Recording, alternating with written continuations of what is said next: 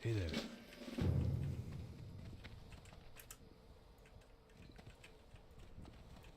You got my attention. Safe travels. What can I do for you?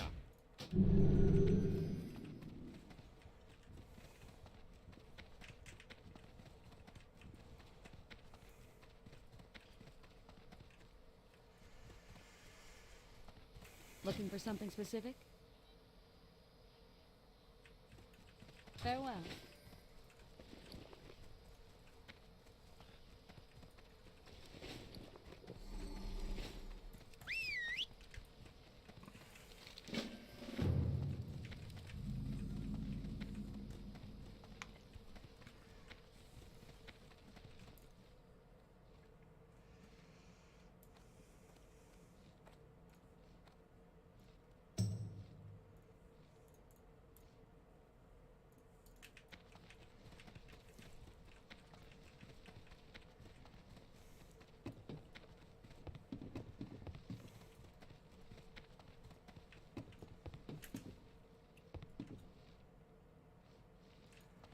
What can I do for you?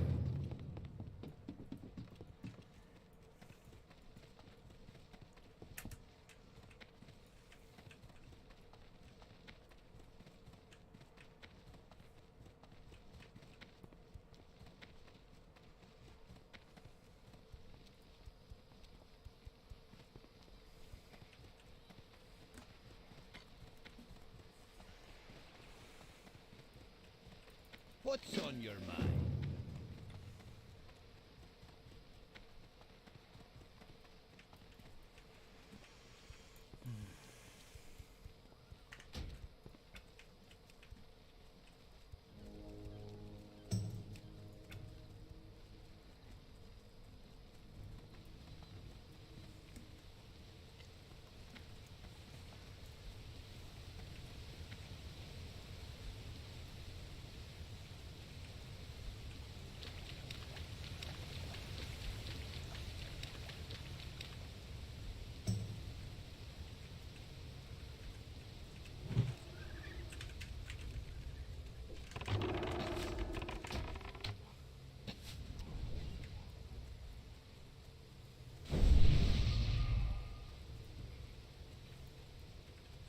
It's too far away.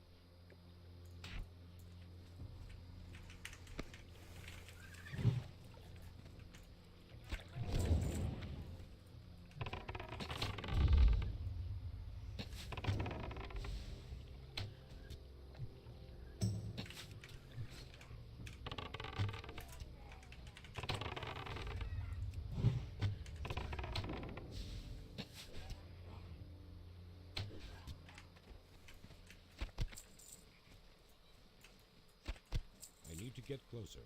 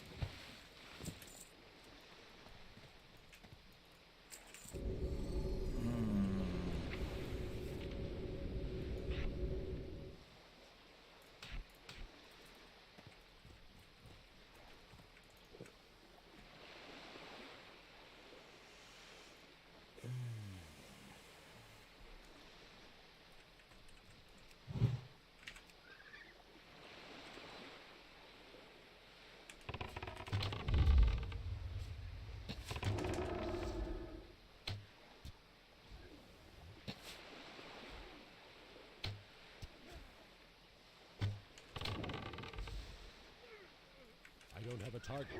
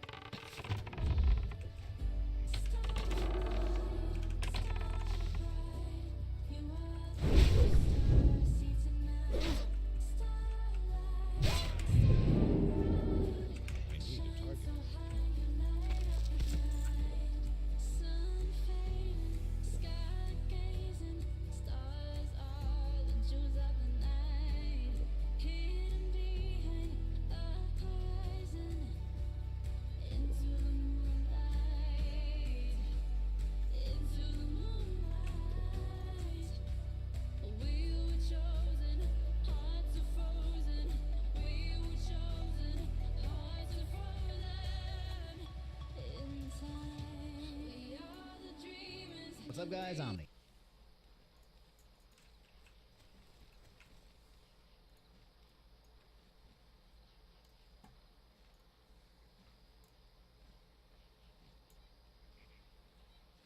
But he was killed in a snowmobile accident. That's absolutely terrible. Reading from here, it says that Ken Block was an American professional rally driver with the Hoonigan Racing Division, formerly known as the Monster World Rally Team. Block was also one of the co-founders of DC Shoes. He also competed in many action sports events, including skateboarding, snowboarding, and motocross. So basically, it sounds like this guy was that dude, and it sounds like he was also really loved and beloved by all his fans. So rest in peace to the guy, Ken Block, man. Very sad to see such a tragic accident happen already this early into the year. Also an injury, and please God, no deaths, and also snowmobile or snow plowing related incident.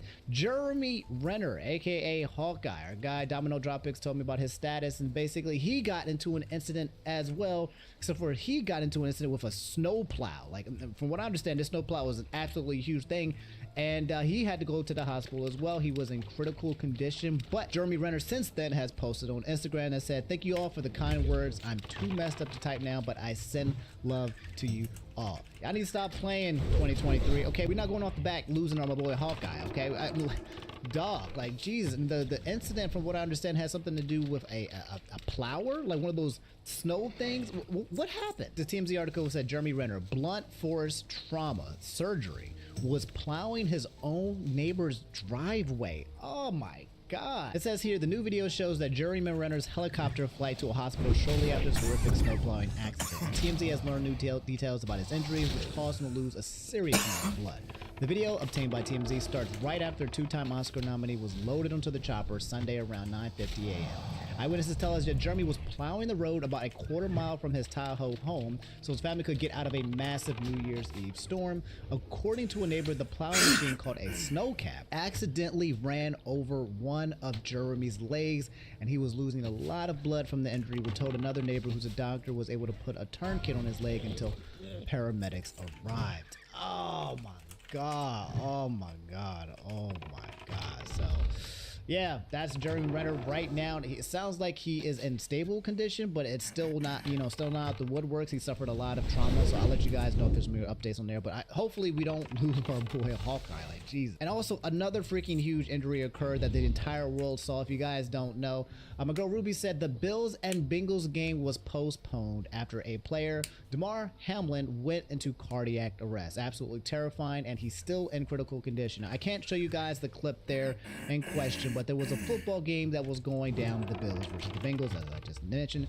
And your boy Damar Hamlin actually got the wind knocked out of him. He took a huge blow, which looked like to the chest, and kind of just went onto the field and passed out. Well, I don't know if he passed out or if he went into cardiac arrest, but he was not good, and the entire stadium froze, and everybody was coming to give him CPR for, I think, like 8 or 9 minutes to get this man to come back to a stable position where he could at least breathe. However, since the incident, there has been an update about Damar Hamlin. They said, just chatted with Damar Hamlin's family friend, this guy's Coley Harvey, and said, per Jordan and Damar's family, doctors overnight got promising readings that they had been hoping to see by this morning. Jordan couldn't go into specifics, but progress appears to be made. So it looks like he's still fighting for his life, and I do hope that the young man is actually able to make it through. However, unfortunately, there was a lot of drama surrounding his incident. A lot of people were basically saying, how did this happen? This seems so rare for the NFL for this to happen to a player. What did he inject himself with? Should they continue playing the game? Yada, yada. This guy, Skip Bayless, Daily Sports Truth, hottest sports debate. I have no idea who he is. All I know is that he got completely blasted for this tweet. He said, no doubt the NFL is considering postponing the rest of this game, but how? Question mark. This late in the season, a game of this magnitude is crucial to the regular season outcome, ... which suddenly seems so irrelevant. Now, guys, ladies and gentlemen, maybe potentially the reason why the outcome of this game is irrelevant is because a person's life is at stake. Okay, everybody is surrounding the field trying to get this person taken care of so they do not die. And unfortunately, the results of this match between two people is not more important than a person's life. A lot of people were looking at this tweet and be like, what is wrong with you? You're sick in the head. Establishing the fact that a lot of NFL players and a lot of sports players in general are only used for entertainment and their lives, and the importance of that is basically being pushed to the side. But yeah, he got absolutely blasted on this tweet. Somebody said, I hope they fire you, bro. For you to even think of this game is very sad. This dude Logan Coke said, this is the most inconsiderate thing you could have said. We are human beings, not just numbers. You've obviously never stepped foot in a locker room or been part of a family like this. We are a band of brothers. Get over yourself, man. Praying hard for Damar and his family. Person Courage. Courage said, wow, this is absolutely disgusting. So like this guy literally just made the worst tweet of all time when it comes to NFL history tweets. And I think he tried to backpedal and say, yo, like, my bad, I ain't mean it like that, but his ass got cooked. All right, guys, it's the moment you've all been waiting for, okay? You better not have just skipped here, by the way. The other stuff I talked about was pretty important as well. But, okay, Jock64 said Logan Paul responded to CoffeeZilla. I've been covering the whole thing with you guys as well. CoffeeZilla made a 3-part docuseries talking about this whole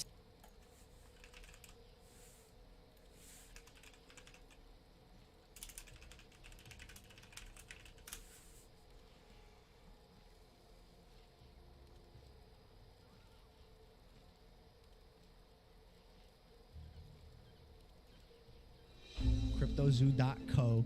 I am so excited about this project. It's so fun. It's a really fun game that makes you money.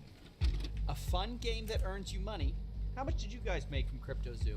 I lost around $50,000 in CryptoZoo. I lost $40,000. I lost around 15,000 US dollars. I lost $25,000. $120,000.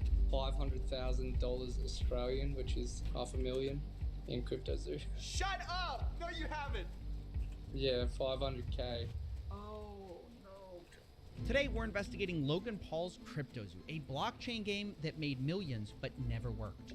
Some of you guys think you know the story, but it goes so much deeper. I've uncovered sociopaths, billionaires, fake orphans. Did I mention fake orphans? And of course, at the center of it, we have Logan Paul himself, who has abandoned this thing, leaving thousands of fake orphans in his wake. Wait a second. Thousands of victims in his wake. Now, you'll be hearing from some of those people because their stories are heartbreaking.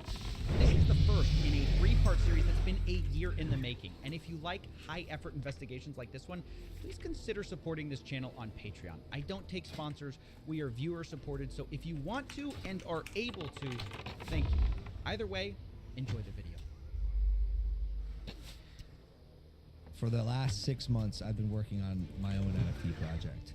We have a massive team behind it and are probably out of pocket like $1 million just because we believe it's going to work. September 1st, CryptoZoo.co. We don't scam. I've fine. never scammed anyone before. Logan cares extremely deeply about his audience, loves his brand, doesn't have to scam to make money.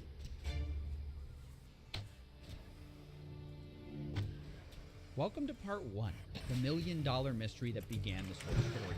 Like many people, I first heard about CryptoZoo from a podcast Logan runs called Impulsive, which was the experience of a lot of people that I spoke to.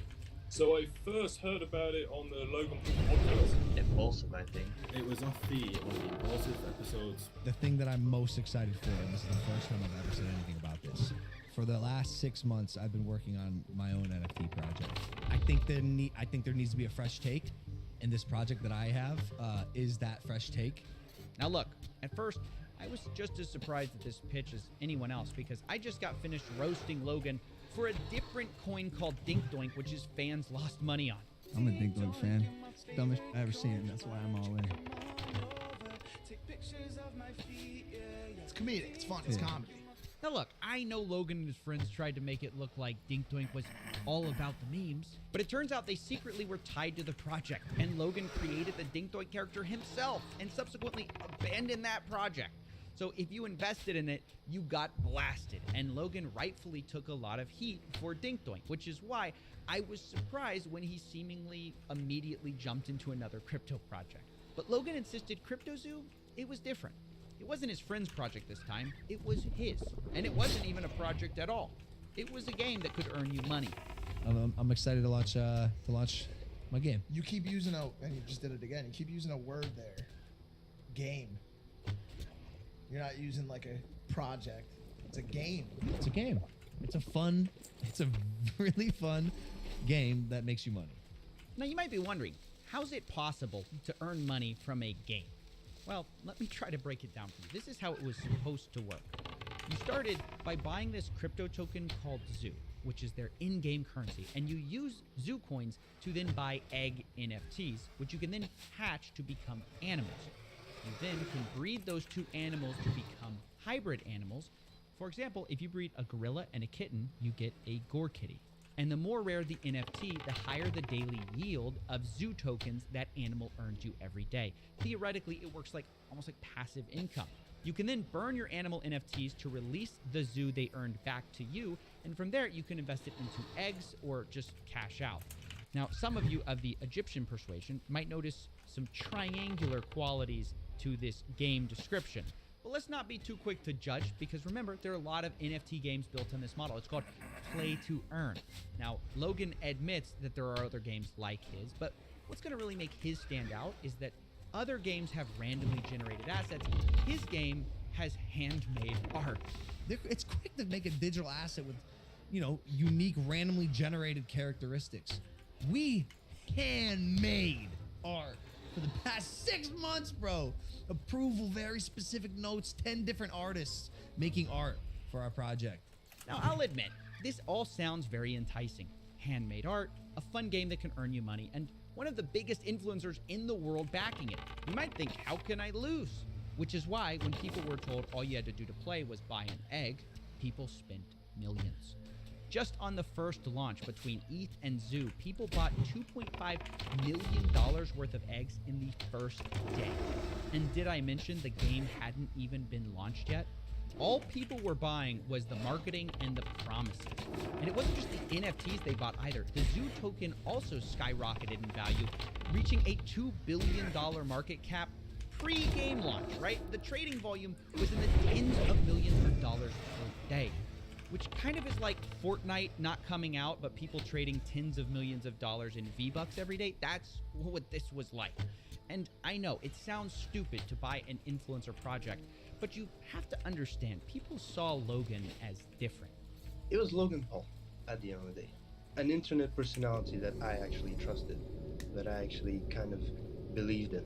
Obviously, when someone so influential releases something, everyone wants to be a part of it.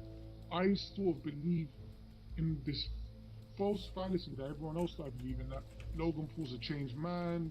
I thought it was a safe place having a guy like that identified, like Logan Paul being the head of the project.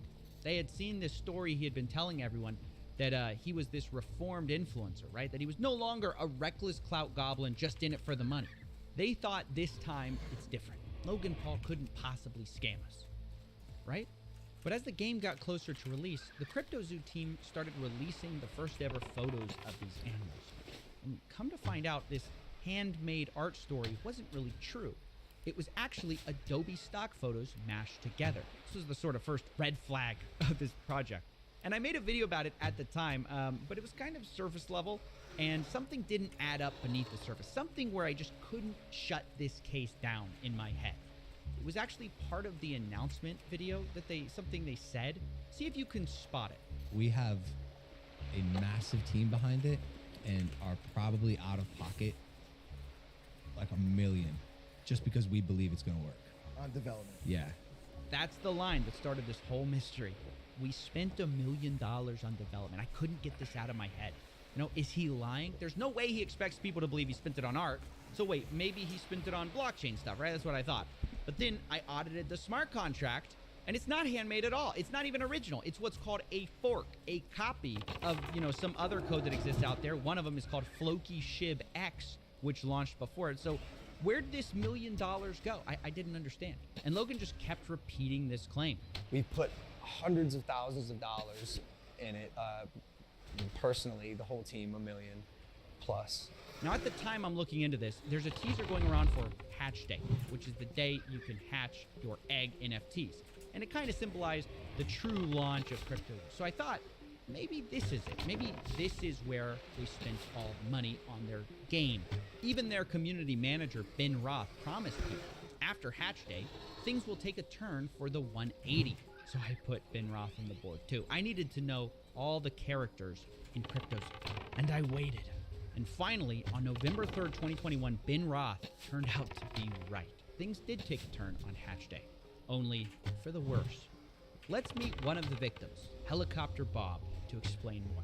My name is Rob. Helicopter Bob lost just under $7,000 with CryptoZoo. And the first thing I asked Bob was about his animals. If he was making money with CryptoZoo, how much he made, and if the passive yield worked. Oh, it never did from the beginning. It wasn't even written into the contract where it showed that you were actually yielding zoo, but there was nothing that was actually, backing that up. There was no way to claim your yield. There never was. Wait. Play that again. Did you hear that? There was no way to claim your yield. There never was. Hold on. The core mechanic of CryptoZoo, that you can make money with these stupid animals, didn't even work on launch day. And still, to this day, a year later, still does not work, is what the investors are saying. Which, this is just crazy. People spent millions of dollars on these eggs. But it even gets worse because I kept talking to people and I discovered something. Because remember I told you you could buy eggs with those zoo coins? Well, apparently they also made it so you could buy them with Ethereum. And on the day of selling, about half of these purchases took place with Ethereum. Only it turns out for the people who spent ETH, not only did the yield part of it not work, did the NFTs not pay you, you also couldn't even hatch them. So I acquired a bunch of eggs, and I actually want to play the game. I didn't acquire the eggs with the intent of keeping them. I actually wanted to hatch them and see what I got out of them and play in this ecosystem that's been advertised or whatever, right? And then I can't do anything. It's not showing up on the website when I connect my wallet, etc., etc. So I'm a little baffled. I'm like, I must be doing something wrong. So I open up a support ticket. with CryptoZoo, and Ben Roth is actually the person answering my support ticket. Oh yeah, no, it's down for the moment, but we're working on it. Let me tell you, it's never been up. Wait, you can't even hatch? No, I'm telling you, it's just a picture. There's nothing I can do with it. You're kidding! You can't hatch? There's nothing I can do with it. You could ask any of those community guys. It's basically worth nothing whatsoever. Wow, so on launch day, basically nothing worked, and a year later, that's still true. Now, after this was discovered, the price of Zoo fell 63% in just 24 hours. And at this point, Logan Paul basically goes silent on CryptoZoo. No more podcast mentions, no more saying he handmade art. CryptoZoo already got millions in investments, but Logan only speaks in the Discord twice over the next year to say, quote, sober, currently shaking my head, and yo. That was his contribution to this project. Meanwhile, his community manager, Ben Roth, was actively claiming that Logan was going to be marketing CryptoZoo any day now. He told people things like, Logan is an uncontrollable marketing guru. It's over when we launch. And when we have a product to market, it'll get marketed. And marketing will crush. I promise you. And this disconnect between Logan abandoning the project and his team on CryptoZoo saying that it was going to be any day now, left investors feeling like they were being led on. All he had to do was go on and tell us, look, there's something going on with this project, I'm abandoning it, or whatever, before people got more and more trapped. And promising, yeah, this is going to be great, but when it came to actually doing anything, he just hid away from it. Have some decency to come out, talk to the people that invested initially, that invested along the way on all of the fake and false promises, and all of the false hype, and be honest with people. Because surely Logan Paul, who's got this $1 billion hydration company and WWE star, he's got enough money, he doesn't need to rug as well. And it's because of these false promises about marketing that these poor investors believed in CryptoZoo so long. They sat and watched every Logan Paul episode trying to guess and decipher when this so-called marketing push would happen. And Logan and his team really fed into this with a lot of cryptic messages. Only a month after CryptoZoo's launch, actually, the hatch day, they started teasing this. Not too much of this is out, but he's been working on a massive project. And one of them will be the biggest thing I ever do. It's like my life and soul is put into this project, which is where most of my time these days goes. Wow, surely this secret project that Logan put his soul into is CryptoZoo, right? You know, the project he launched a month ago? Well, his fans certainly thought so. I'm like, holy cow, it makes so much sense. He's talking about CryptoZoo, Ben and the dudes are like putting smiley faces and egging the rest of the community. Like, this is it, guys. You know, this is what we've been working towards. I mean, this is it. This it's finally happening. Logan's gonna market the project, and they kept saying that Logan's gonna market the project, and it's gonna change everything. So now imagine their surprise when another clip surfaces of Logan finally admitting this secret project isn't CryptoZoo at all. It's something else entirely. I'll tell you about this project when we get closer to launch. This project line is going to be... Is that the thing with the egg? Like the zoo? No. Okay, This one's going to be, this will be crazy we've ever done. Oh man, can you imagine if you're one of these investors and Logan Paul's going pitching this new secret project and you're thinking it's CryptoZoo and someone's like, oh, is it that thing with the eggs? And he's like, no, definitely not. That was the last project. This is the real project that I'm working on. Thankfully, people didn't just let this slide, because as he went around making the rounds on his new project called 99 Originals, people were like, hey, didn't you just abandon your last one? And unsurprisingly, it's not his fault. It's the bad actors who ruined the project. As I see people giving multiple explanations for why these haven't worked, and you know there's accusations out there. How does it make you feel when people are doing these takedown videos about your NFT projects previously? It's sad because of what I just said. There's so much going on behind the scenes. Like, Doug, I'm not the bad guy here. Yeah. There's some actual out there. Yeah. And it's not me. Like, I'm here to build. This is a space where a lot of people do see dollar signs. Like any burgeoning industry, if there's money to be made, there's going to be both good and bad people. There's a lot of shady characters in the crypto space. I'm learning all of it. We had an issue with CryptoZoo, where our lead developer took the code that he made, fled to Switzerland, and like held it hostage for $1 million. Like, behind the scenes drama that took a stick and stuck it in the spokes of my wheels. Oh, well, that wasn't expected. There's a shady developer who held up Logan's code hostage in Switzerland. That's why this hasn't worked the whole time. He held it hostage for $1 million. Well, let's add that to the board. I mean, isn't the mystery solved? Now, obviously, the first thing I wanted to do was hunt down this developer, who we'll be calling Z here, and find out the truth of what happened. Why did he steal Logan's code for $1 million? However, I finally got a hold of him, and when I did, he admitted he took the code hostage, but he says the reason for it was nothing like what Logan had said. He literally never paid me anything at all, ever. I never paid. And, we got to a point when I was working on it where I just realized they were just going to try to steal all of my work and not pay me. So I took all of the source code private, and I just kind of, we spent like a month just trying to negotiate and get something figured out where I would finally get paid. Because, I'm on my end, I have a team of 30 engineers, so I'm earning $50,000 a week on building this thing. And the only thing they brought to the table were a bunch of Photoshop JPEGs.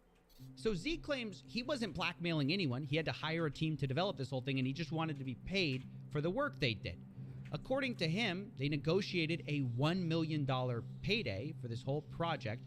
And from the second I heard that, I thought, oh, that's interesting, because Logan claims he spent $1 million on this whole thing. And this developer saying he's owed $1 million on this project. Now, I didn't want to just take one person's word for it, so I later confirmed with another developer who worked for something called the Blockchain Center that he also hadn't been paid. We've been paid nothing. I would have loved to have Zoo, but I don't have any. So that's multiple sources working on the CryptoZoo team project who were not paid. Now, obviously, these are big accusations, which is why I wanted to confront Logan Paul on them. But unfortunately, we're not exactly on speaking terms. So I wondered, how could I speak to Logan without speaking to Logan? And that's when I found out there was someone who might know just as much about this whole story. And I will explain everything one day with my manager, who's in charge now.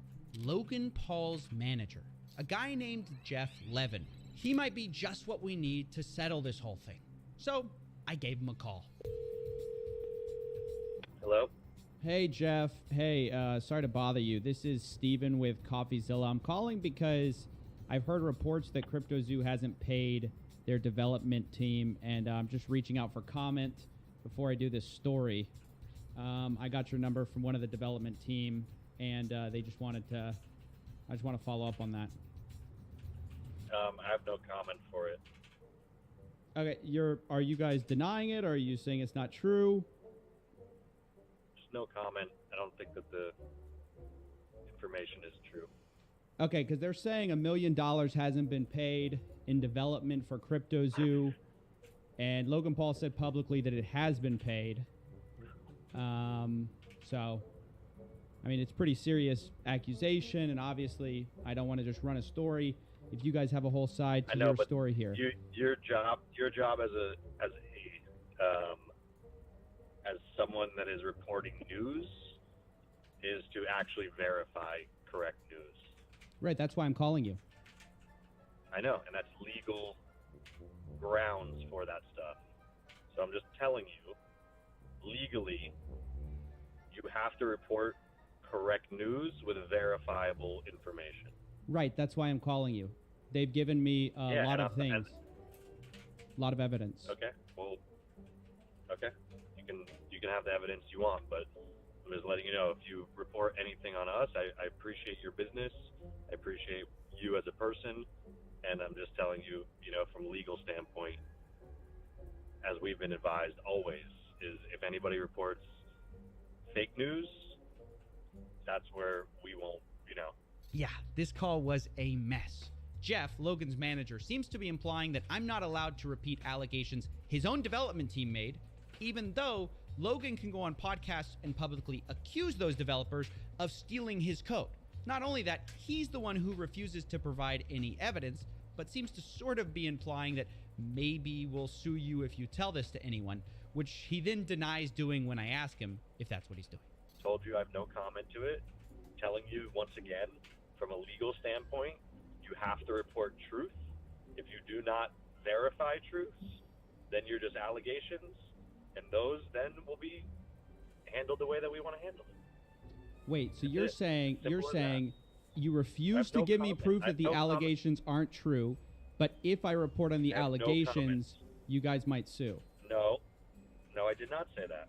I did not say that. All I right, said, once again, I'm trying to read between no the comments. lines. Don't read between the lines. Okay, Listen to okay. the exact words that I'm saying. Okay, Listen to the exact words I'm saying. I'm listening. I have no comment on the situation. Okay. Your job legally is to report facts. If you don't report facts on the information you're given, it is illegal. Yes, that was a real conversation with a real person. Now, I'm no lawyer, but I don't think it's a crime to say that multiple developers say they haven't been paid, and Logan's team refuses to provide any evidence or statements or wire transfers that they have. Which, by the way, seems incredibly ironic, given just how much Logan whines about not being paid by Floyd Mayweather. Where's my money, bitch? Floyd never paid me for our fight. Who am I, the IRS? Nope, but you might be the CryptoZoo dev team. Now, in all seriousness, I do want to acknowledge something which actually kind of looks bad a bit on the developers, because it turns out very few written contracts were actually done. So much of this were verbal deals like, oh, we'll take care of you. We'll give you $350K. We'll give you $1 million. We'll give you whatever. But then when it was time to actually sign the deals, there's just always delays. What kind of promises were made to you? Verbal promises, basically. So verbal promises, and then we follow up with a physical paper agreement. But that's when communication broke down. This is where I think the dev guys screwed up and led to this whole situation of okay, we're just going to take the code private until you pay us for our work. And to be clear, I'm not justifying not paying someone for what they did. I'm just playing devil's advocate and saying this could have all been avoided by just getting every detail in writing. And I think it's just a good general lesson. But if you're thinking that that's the $1 million mystery solved, well, no, because this still doesn't make sense. Why not just pay the dev team what you publicly said you kind of already paid them? Why not pay for a game that now isn't launched and now investors are so angry about? Why not pay when you already made millions from minting the eggs on this game? Well, this is where things get even stranger, because right when I was ready to pin everything on Logan, and believe me, he is at fault, I was speaking to the Z developer, and I heard a name that I hadn't heard before. I basically came in with Eddie, and Eddie promised me, 5% of the tokens and $1 million. He literally never paid me. Wait a second. Who's Eddie? I thought that all of this was Logan Paul. I only put it together when the Blockchain Center guys also said a similar thing about their deal. They said they were promised $350K, and it was Ibanez. They say they had no communications with Logan. But we know they weren't talking about different people. They both dealt with the same guy. So the guy's name, I put it together, must be Eddie Ibanez. Turns out he was managing the developers. What's this random guy doing in Logan Paul's project? And who is he? Who is Eddie Ibanez? Yes, hi, my name's Eddie Ibanez, lead developer here at CryptoZoo. This reporter says Eddie's entire story is fake. Wait, what? To continuously lie, lead people on, hype people up, to put more money in, all the while in the background, things are going down, things are hitting the fan, and you've left us holding the bag. Logan, you stole 40 million in tokens from me. You are a scam artist. You are a liar, and you betrayed your own community. You aren't that guy. Logan replies, "Oh, trust me, bro. I am that guy."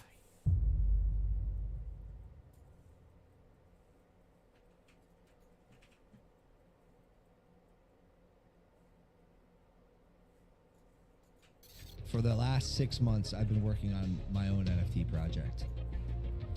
CryptoZoo.co. Fled to Switzerland and like held it hostage for $1 million. He literally never gave me anything at all, ever. Eddie promised me, 5% tokens and $1 million. He literally never paid me. Wait a second. Who's Eddie? I thought that all of this was Logan Paul. What's this random guy doing in Logan Paul's project? And who is he? Who is Eddie Ibanez?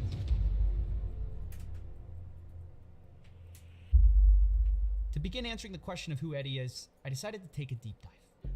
I started by looking through all the news articles I could on Eddie, where I found out he graduated from MIT, and from there became a data scientist and cybersecurity expert, and used that technical background to win a Super Bowl for the Eagles.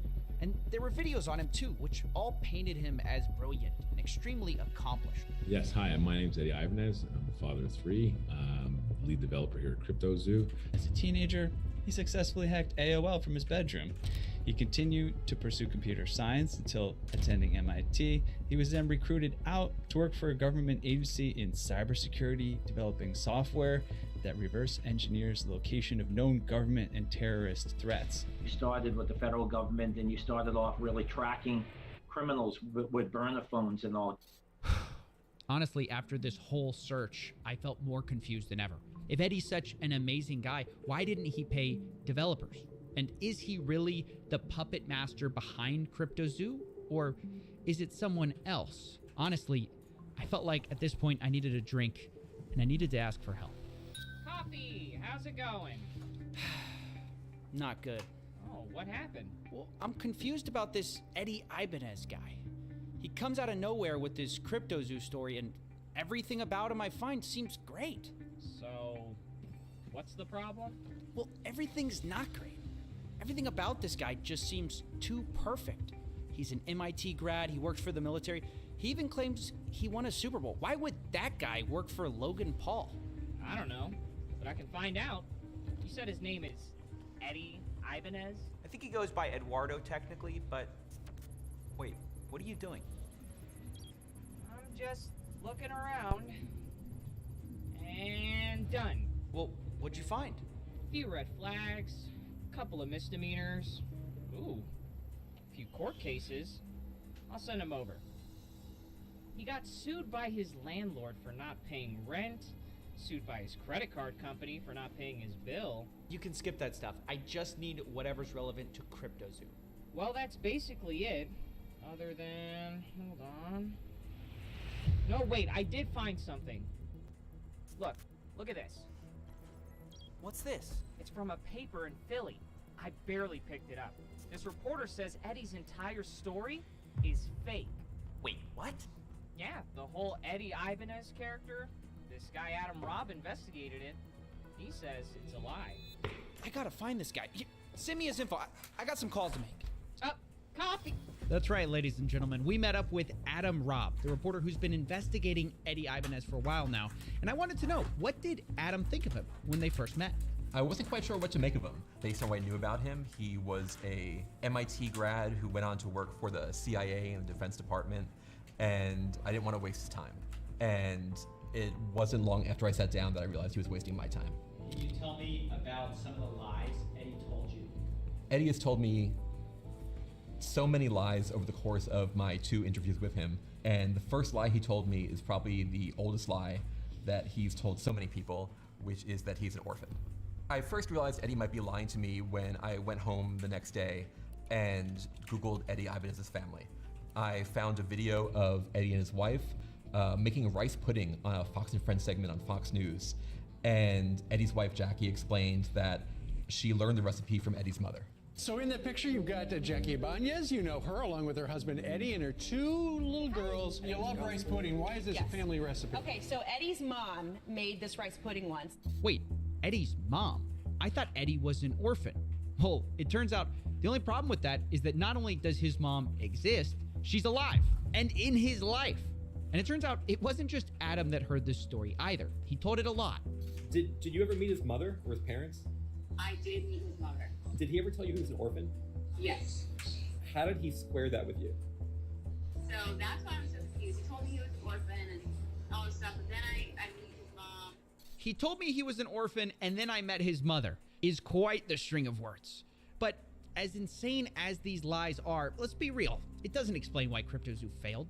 But the next lies kind of do, because part of Eddie's story is also that he went to MIT where he was recruited to the CIA. And it's part of why he was so attractive as a lead developer, all the wild experiences that he had had. But it's just not true. I emailed the MIT registrar's office and I asked if Eddie Ibanez attended the school, and they confirmed in absolute terms that he never attended MIT. That's right, the whole orphan to MIT origin story, it wasn't true. And Eddie's whole backstory from here kind of falls apart as well. How could he have been recruited to a government agency out of MIT if he never went to MIT?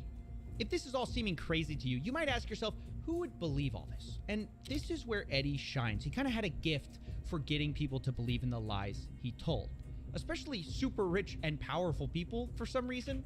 Like take for instance this story, him winning the Super Bowl for the Philadelphia Eagles. He managed to convince the owner of the New York Yankees that it was true, Barry Klarberg, who completely bought into it without question and told the same story later in a college seminar.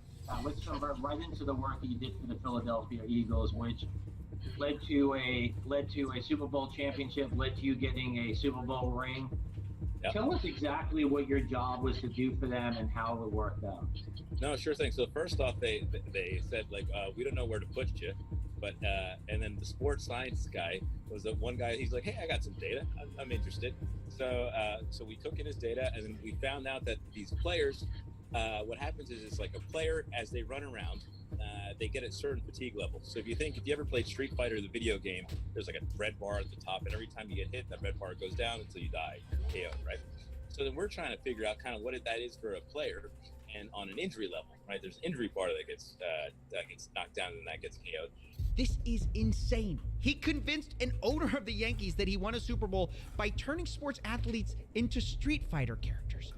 And of course, none of it's true. The Philadelphia Eagles responded to a fact check saying he never worked for their player analysis team. Not only that, the Eagles also said that Eddie did try to do an in-person presentation in March of 2018, but that was already a month after the Eagles had already won the Super Bowl. And also they didn't hire him because of course not.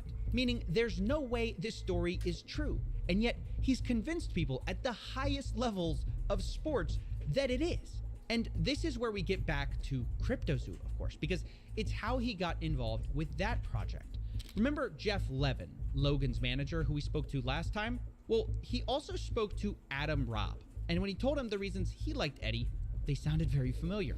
And did he tell you, I guess, kind of like about like working with the NFL and that kind of stuff and the whole, like his time in the CIA and all that? He did. And it was interesting. It was like, this is wild, like, that's pretty cool. But he's humble and he's not like ever bragging or anything like that. Wait, but he is bragging. He literally made it all up. The CIA, NFL stories aren't true. How could that not be bragging? But that's the impression Eddie gave off. But that's not all, because Eddie didn't just use made-up stories to get in with the CryptoZoo team. He also used his other connections, his real millionaire and billionaire friends that he's managed to gain with all these fake stories, and some of them vouched for him.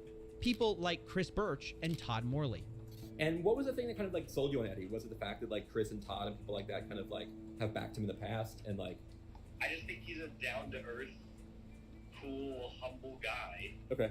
Who's been super successful. They're trying to do an agenda, and he's just kind of like, hey, look, I'm super smart in what I know, and I have amazing relationships through business that I've done. It's incredible. I mean, how does this guy keep getting away with it? Honestly, it's baffling. But I've got to say, up till now, everyone's been fooled sort of fair and square on the same grounds. But I found out CryptoZoo did have an advantage that could have saved them all this trouble the whole time. So a month before the launch of CryptoZoo, I got on the phone with Jeff Levin, Logan Paul's manager.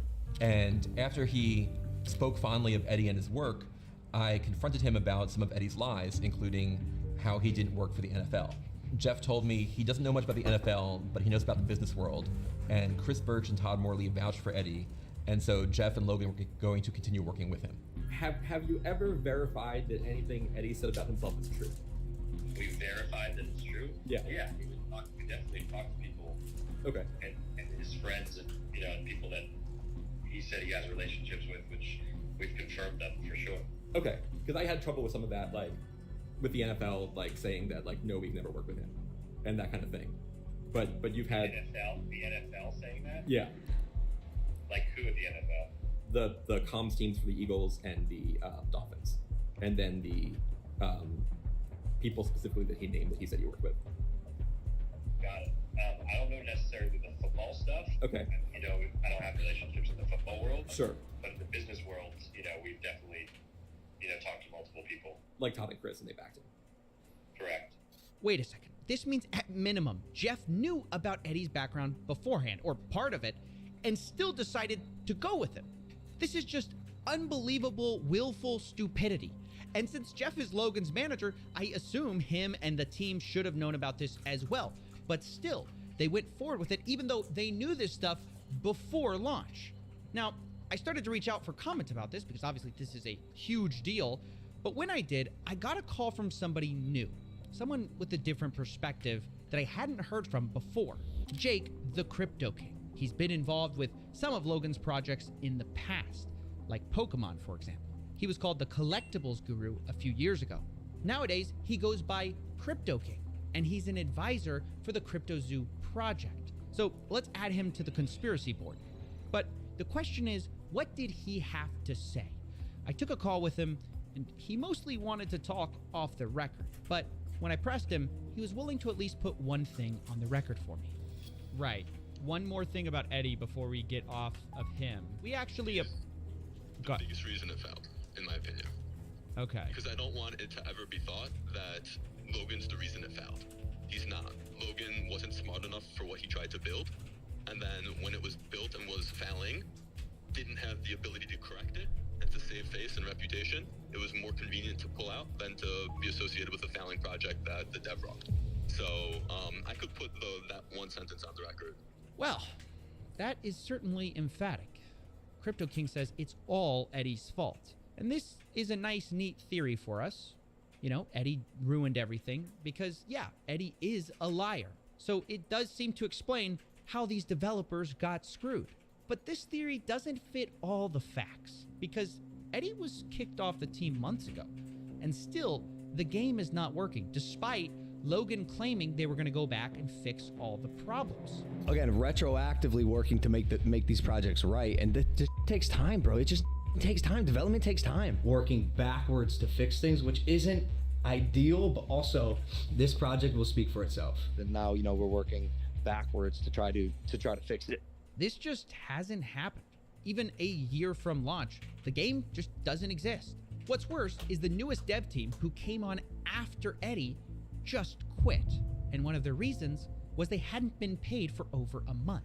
I know this because Logan's team is leakier than the Titanic and someone told me that, but we also have blockchain evidence. This is Jeff paying Block Ops, the company they hired out on July 19th. They were supposed to redo all this work. It's confirmed by their leader, Skip, talking about a first monthly payment on that day. But after that, there's nothing until they quit on September 26th in a post called Our Departure from CryptoZoo. Now, I do have to say, it does look like they were eventually paid, but only a day after they quit. And this is just the same problem as before, slightly different. Nobody can pay these devs on time, and investors end up getting nothing. And so I can't buy into the idea that Eddie's at fault for everything, because when Eddie was gone, they had a lot of the same problems. Now, it was only at the point that this dev team quit, Block Ops, that things really took a turn.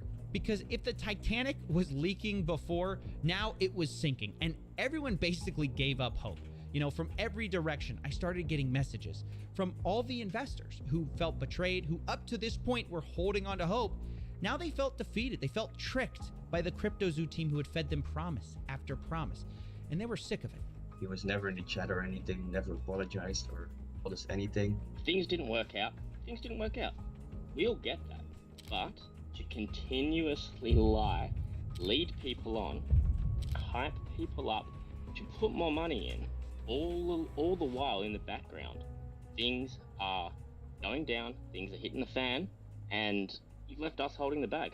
I know it was my decision, and I did my research, but I believe nobody has to lose money in this way.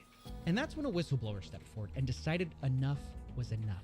They decided to leak me messages, team messages, from the CryptoZoo team from all the way back in the beginning when they thought of this idea, all the way up to launch. And seeing that, it changed everything. Because all of a sudden, I got a lot of new information.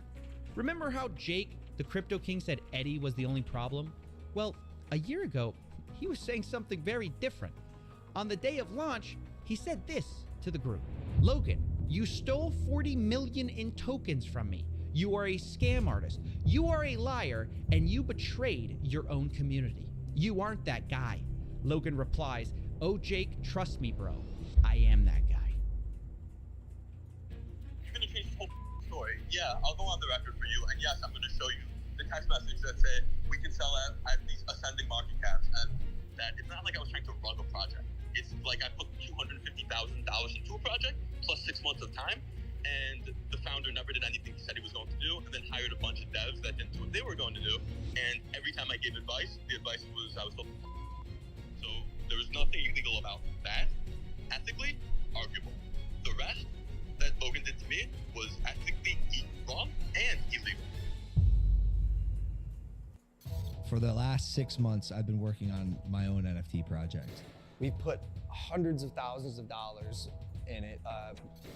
Personally, the whole team, $1 million plus. We had an issue with CryptoZoo, where our lead developer took the code that he made, fled to Switzerland, actually fled to Switzerland, and like held it hostage for $1 million. He literally never paid me anything at all, ever. Eddie promised me, 5% of the tokens and $1 million. He literally never paid me. This reporter says Eddie's entire story is fake. The biggest reason it failed, in my opinion. Doug, I'm not the bad guy here. Yeah. There's some actual out there. Yeah. And it's not me. Like, I'm here to build. Welcome to part 3. So far, we've discovered fake orphans, millions of dollars stolen, and a cast of sleazy characters. But now, it's time to put it all together. What is the truth? And who's to blame? We're going to start by going through leaked text messages of the CryptoZoo team to understand all of their motivation. Then we'll go to blockchain evidence and show who sold what. And finally, we'll confront some of the people responsible. But before we can do any of that, we have to start in March of 2021, 6 months before the token even launched. Our 4 suspects, Logan, Crypto King, Eddie, and Jeff, are in a group chat discussing CryptoZoo, which starts as a copy of something else. Quote, I like imitating crypto kitties, Jake the Crypto King says. Logan replies, I agree. And initially, it wasn't called CryptoZoo at all. It was called Crypto Pets, and they were gonna sell a pets token. And pretty early on, it became clear this was all about money, how they were gonna sell this thing to investors. In fact, Crypto King said he thought it was worth at least $20 million in only 6 months, saying the range is insane. $20 to $210 million. It's beautiful wherever we land. Eddie jumped in at this point and talked about how he could sell the project as an investment to a friend, Matt Higgins, saying, quote, he has to spend that $350 million somewhere. Why not us? And Logan says, I love that idea. Crypto King, I'm in. And of course, you have Jeff saying, let's go. So you can see right there, they wanted to sell this game before it had even launched. Now later, Eddie amends the list of investors and says, quote, investors will be Gary Vee, Todd Morley, James Altucher, Ryan Kavanaugh, and others, confirmed on my end. Supposedly, they had $100 million of investment interest. Now, I actually went to some of these investors and asked if this was true, and the one person who responded denied it, Ryan Kavanaugh. Quote, nope, not even a little bit. So this looks like it could be yet another lie from Eddie Ibanez, but either way, it looks like there was more issues than just finding investors because the team wanted to pre-sell tokens, and not everyone was sure it would be legal. Jake the Crypto King mentions that, quote, if we have a pre-sale, it opens us up to SEC issues. And Jeff agrees and says, don't want to do anything that brings the SEC eyeballs. Now, not everyone wanted to be so cautious, though. Logan argues everyone does pre-sale with coins. Eddie agrees. He says, you absolutely can do it. I have the SEC down, private and pre-sale. And honestly, it was quite the dilemma for this team who wanted money. You know, do a pre-sale, make millions, but you know, you have these potential legal issues. Don't do it, you make less money. So Crypto King comes up with a middle solution. He says, if we can't sell, no pre-sale. We can still trade them in the liquidity pool. And this is the start of a new disaster, which takes a bit of explaining. Now, just so we're clear, a pre-sale is where you sell investors coins, usually at a discount, before you've launched. And then when you launch, you give them those coins. Now, like I said, the team didn't want to do that. So what they did instead was they bought the tokens on the open market right after launch. But they tried to get clever with it because they didn't actually announce that they were launching this coin at all. They stealth launched it on June 11th and didn't announce this token through Logan until August 18th, meaning they had all that time to silently buy up as much of the supply at a steep discount as they wanted. And the idea here was that doing this, the team could get these tokens extremely cheaply, which is kind of like a pre-sale, but you know, without all the SEC troubles. And Crypto King makes this clear on June 7th when he says, quote, launch of the liquidity pool is where huge money will be made because you get in cheaper. And then says, we, the team, begin buying out the liquidity pool. Once the team has exhausted funds for the liquidity pool buying, we send the contract address to friends, family, investors who want to be able to get in. So obviously the plan is we buy first, then we give it to our close friends and family, and then maybe the public eventually, right? And even the day before, Crypto King reminds everyone, quote, Zoo Day is tomorrow. I highly recommend everyone get a few $100 to a few $1,000 in Zoo when it goes live. It will likely 10 to 1,000x. So that was their plan. Rather than doing a pre-sale, they were going to do this stealth launch and hopefully get tokens cheaply the same way, but without all the legal troubles. Or at least that was the plan. Because on stealth launch day, this is where things first started to go wrong for the team. At first, everything seemed to go normal. The team sat in a circle and literally bought it out as planned. But the next day, Crypto King says something odd. Quote, a bot is playing with our token. Kind of cool to watch them work. But he doesn't mention who this bot is. And he also says the asshole finished selling, but doesn't mention who that is. Now, Jeff, Logan's manager, replies upset. He says, how do we prevent someone doing what they just did again? We went from a $130 million to $26 million market cap in 2 hours. It's not cool to watch. Logan jumps in. Yeah, wait, how did that happen? And he also says, what asshole? How did anyone get this token except for us and none of us sold? And I think actually this is incredibly suspicious because the implication of what Logan's saying is, hey, we tried to scheme this really well. We tried to all buy this without letting anyone know. How did anyone else figure out we were buying it, right? And this is where a fight ensues that's going to become really interesting. Crypto King deflects the question by saying, my buyer pushed it back up to $40 million. And Logan says, no, bro, F your buyer. Explain to me what just happened and how there were 30 token holders. And Jake tries to explain that this was just traders and bots happening to find the token. But Logan says only 5 of us knew about it. Jake says, well, many people chase volume and new tokens. And to some extent, he's kind of right. But Logan replies, cap. He doesn't believe it. Quote, I can't be the only one who thinks that's too incredibly convenient. Like someone was tipped off. And look, no one's more critical of Logan than me. But as I'm reading these texts, I was kind of like agreeing. Like, yeah, it does seem too nonchalant when somebody's ruining your secret plot. You know what I mean? Because Crypto King was acting very strange. He says, "We created $40 million out of thin air. This is a success." Logan replies, "This nonchalance worries me. F 40 million. It was at 120 million," which again, it's all about the money with these guys. But truth be told, I did agree that Crypto King's attitude seemed strange in these texts. I mean, he's not wrong that bots are a thing. Traders are a thing. But it sounded like he didn't want anyone to look into it. So, naturally, I looked into it. And what I found surprised me, because there were bots, but there's also unusual human activity during this time. So I tracked the 5 biggest buyers of this zoo coin.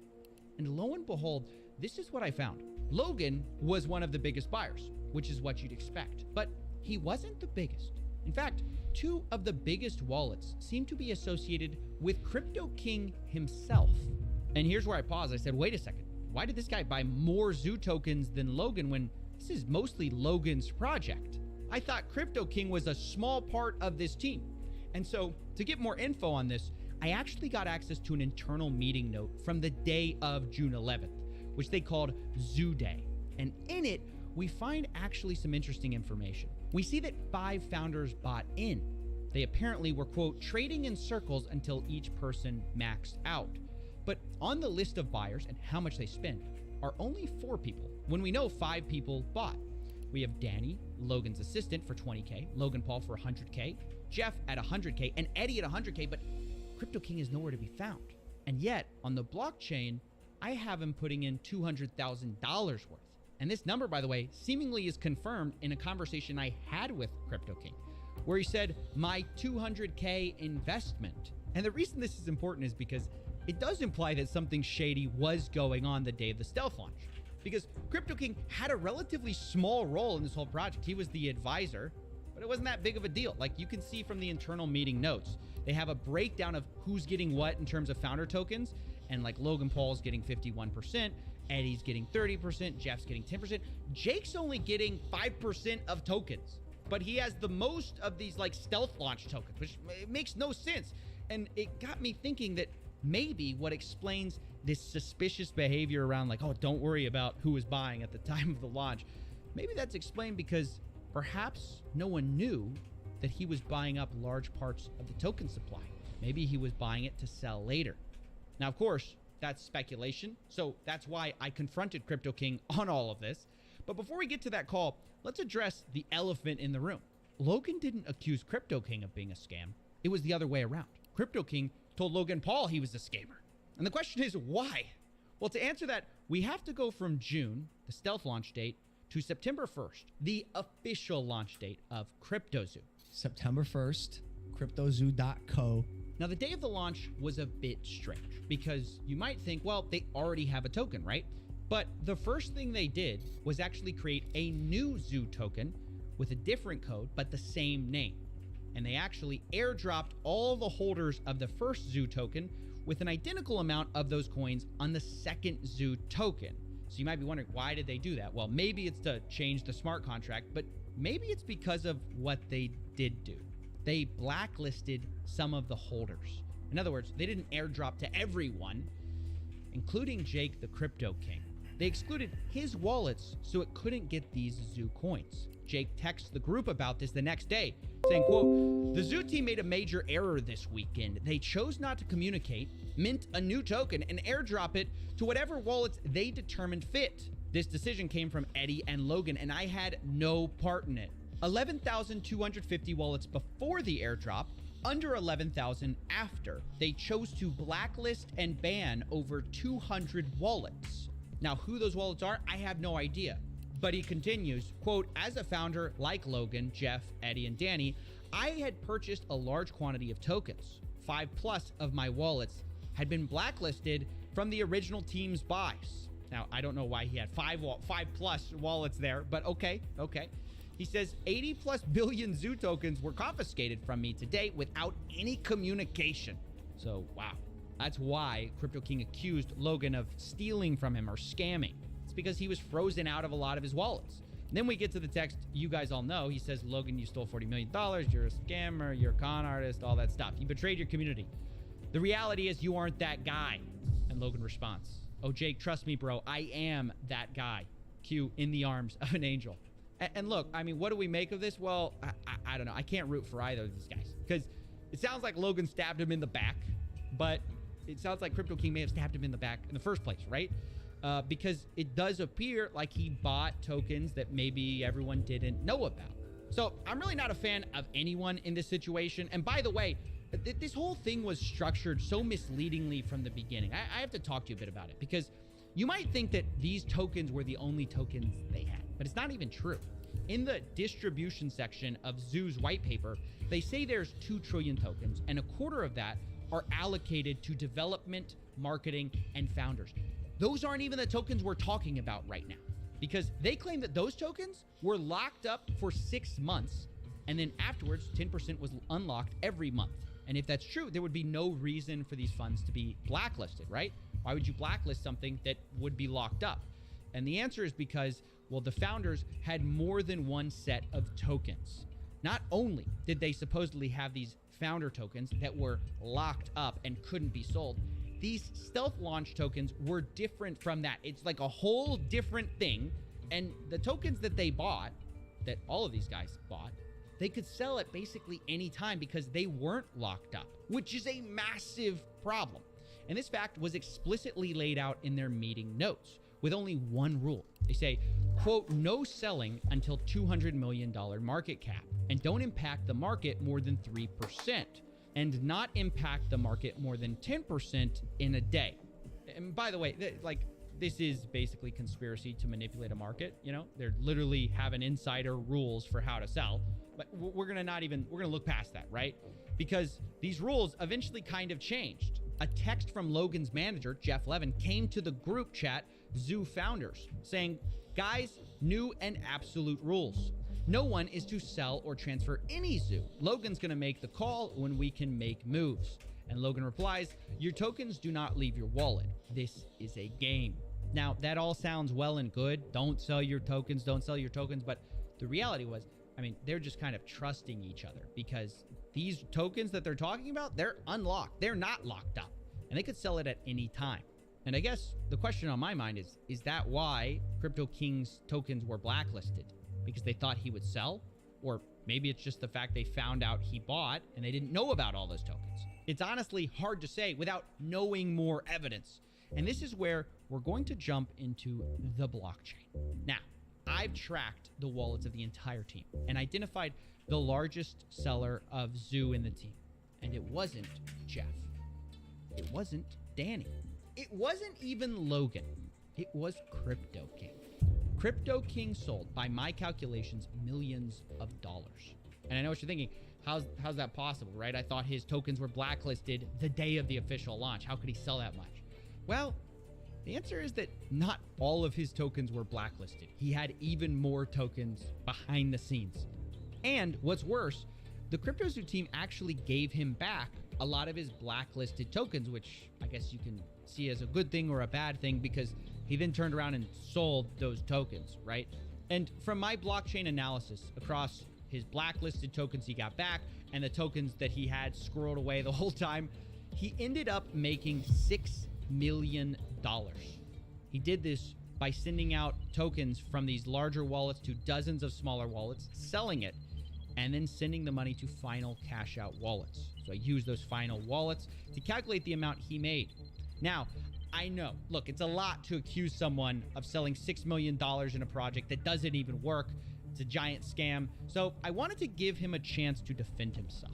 So I got on a call with Crypto King, and here's what he said when I finally revealed that I knew he had sold. I'm gonna change this whole fucking story. Yeah, I'll go on the record for you, and yes, I'm gonna show you the text message that say we can sell at these ascending market caps, and literally, I'm 100%. It sounds like your biggest issue with me is that I sold, and if that's your biggest issue with me, that's the truth. Wow, that is a big admission. Selling tokens for a project that you're an advisor on when the project has never been delivered. Although Crypto King insists that it wasn't $6 million and he wasn't trying to rug a project. In fact, you know, really, he might be the one who got screwed over in all of this. Like, I didn't sell $6 million worth. That's going to be other wallets, but that's probably not going to be able to be proven, except for them saying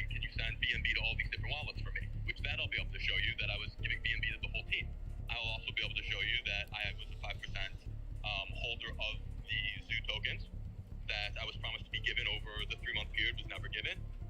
I can also show you that I was frozen out and was never given the 15 billion tokens back that I paid for in cash. Okay. I can show you all of those things on the record, and then you can also say that I did sell, which is also true. Yep. As long as it's accompanied with he was a founder that was supposed to be given 5% of the project and was never given the token or paid, worked for almost a year on the project. As long as that goes in with it, then at least that tells my side of the story so people understand that it's not like I was trying to rug a project. It's like I put $250,000 into a project plus 6 months of time, and the founder never did anything he said he was going to do, and then hired a bunch of devs that didn't do what they were going to do. And every time I gave advice, the advice was I was told to fuck off. So it can be that story, or it can be he sold all this amount and he got in early. Well, yeah, that's like 1% of it though. Incredible. He sounds like he views himself as the victim, or at least like he got screwed too, which just has to win the gold medal for me for mental gymnastics, because I mean, he literally had put $200,000 into this and he says he made millions of dollars. Even if you take him at his word that he didn't make the full 6 million, he admits to me later that it might be a pretty close guess. He tells me via text, quote, "I don't care if you tell people I sold a few million and leave it at that." Well, okay, $6 million, a few million dollars, it's millions of dollars, right? Millions of dollars when you only put in $200,000 into a project that's never been delivered, doesn't work, scammed people out of their money. How is he saying he's the one who's in the wrong? Well, in his view, what he did was not wrong. It might have been arguably unethical, but it wasn't illegal. And what Logan did, well, that was illegal. You can say the timing was bad and it was inappropriate to sell, but the reality is I bought tokens open market and sold them open market. So there was nothing illegal about that. Ethically, arguable. The rest that Logan did to me was ethically wrong and illegal. Now, what do I think of all this finger pointing? Well, I think it's pretty wild to try to make yourself look like the lesser of two evils when you made millions of dollars and investors lost millions. I just do. Now, at the same time, I want to be fair to Crypto King. He's not the only one who sold here. But I also have to say, not everyone from the founders did sell. For example, Jeff, Logan's manager, to my knowledge, never sold. Neither did Logan Paul, which was a huge surprise. All their wallets that I tracked, held on to their tokens, which is good, and to their credit for a game that doesn't work. But you know who did sell? Eddie Ibanez, the guy who didn't pay the initial devs, the supposed MIT orphan. Yeah, from what I could see, his initial wallet got a ton of zoo, sent it to a bunch of smaller wallets, and then sold off, kind of like Crypto King. And for my calculations, he made about $1.7 million. Now, I have to tell you that like Jake, I tried to confront him and give him the opportunity to defend himself, but he never replied to my emails or my phone calls, and we're just gonna have to leave it there. But we're not done with the money just yet, because we still need to talk about the eggs. Remember, we talked about how they profited from Zoocoin, but they also made millions from eggs. According to their own internal meeting notes, they plan to make about $3 million selling these eggs for 0.1 ETH a piece. And that's not far from what I calculated they actually did make, which was about $2.5 million. In the meeting notes, they say they're gonna clear expenses and then do payouts, but payout who? They don't say. And these expenses are referencing an earlier note suggesting Eddie and Logan had both spent $300,000 each, which I'll say is not $1 million, but okay, we'll give it to them, right? So they got paid back their $600,000, but where does the rest of the money go? Well, on the Ethereum side, there's one payout for $364,000 to one wallet and another $1 million to another. Both are Coinbase addresses, so we don't know who exactly that is, but clearly someone on the team made a lot of money from these NFT egg sales that do not work. And on the Binance Smart Chain side, where they also made money selling eggs, the zoo that was spent was supposed to be set aside for 50% to be burned, which they did, but the other 50% was supposed to be allocated for wildlife charities and crypto zoo development. Now, neither seems to have happened because all the money is in a wallet that the team still controls, so there are open questions about, where that money's gonna go and where the Ethereum money went. Did it go to Jake? Did it go to Logan? Did it go to Jeff? Did it go to Eddie? We don't know. But what I know for sure is that no one was innocent, although there's certainly shades of guilt you can argue about, because of course, not everyone did sell. You could look at that as the most important thing. Logan Paul didn't sell. Jeff, Logan's manager, didn't sell. But does that make them innocent? Well, I don't think so, because they never built the game they promised people.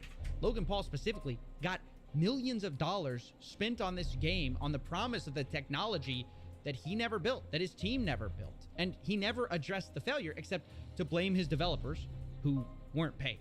And you could say he promised to work backwards to fix it, but then never did. But at the same time, it's clearly not just Logan's fault either, because there are major team issues, right? You've got Eddie selling millions of dollars of Zoo and then allegedly not paying developers. You've got Jeff, who was warned about Eddie, who kept him on the team anyways. And then after they fired Eddie, seems to also have failed to pay developers on time. And then you've got Crypto King himself, who sold the most, but claims he was the guy who was scammed, which is the stupidest thing I've ever heard. It's just like Avengers Assemble for the worst possible team you can imagine to build a crypto gang. And so, unsurprisingly, it turns out a lot of these guys backstabbed each other. And so, finding a way to wrap this up was difficult because it's hard to assign exact proportions of blame. Because if you focus on any one person, you kind of miss why this project failed. CryptoZoo, at the end of the day, did not fail because the price went too low. CryptoZoo failed because they never built a functioning game that they promised. Really, the number one problem, even bigger than people selling millions of dollars of tokens, was that they never paid the developers on time, as boring as that is. And as a result, the investors not only got rugged for millions of dollars, which is a problem, but they just didn't get the core thing they had bought from the beginning, which was not a crypto project, but something different. I'm excited to launch my game. You keep using and you just did it again. You keep using a word there, game. You're not using like a project. It's a game. It's a game. It's a really fun game that makes you money. That's it. That to me is the biggest scam in all of this. Yes, it's a huge problem. People stole millions of dollars, but it's a symptom of the larger issue, which is people didn't actually care about the game or this, whatever you want to call it. They just cared about the money. And this is ultimately what happens when you have an influencer LARPing as a businessman. It's what happens when you have a liar LARPing as a developer. And it's what happens when you have a shady crypto guru LARPing as a crypto king. You end up with a mess. And in my personal opinion, a fraud as well. And now that this thing blew up in their faces, these four seem to be dodging accountability faster than SBF dodges calls with me. Because I have reached out to everyone involved. I've tried to get all of their statements on things. So far, no one has taken accountability or offered to refund the victims at all. They're all hiding, pretending these victims don't even exist. But they do exist. And throughout my investigations, they've been the heartbeat of this whole thing. So I decided to close this investigations in a bit of a unique way. Rather than me deciding who's to blame or me deciding what you should think, I want to give them the last word. Everyone's to blame. Logan, in the sense of his poor management, is his project. He still made these promises to people. I think everyone it is to blame, including Logan Paul, of course, because he was the one in charge of this, and he was responsible for all of this mess. Everybody has a big part and a massive cross to bear. Each one of them scammed the project in their own way, and then off to the sunset they went. It was his job to check the team, to make sure that everyone is working together, to make sure that he is giving the funds of the people that put it into his project under his name to people that he actually trusts. So in my opinion, if the team failed to perform, that's Logan Paul to blame. The community is destroyed. People is angry. They just want their money back. They just want their normal lives back.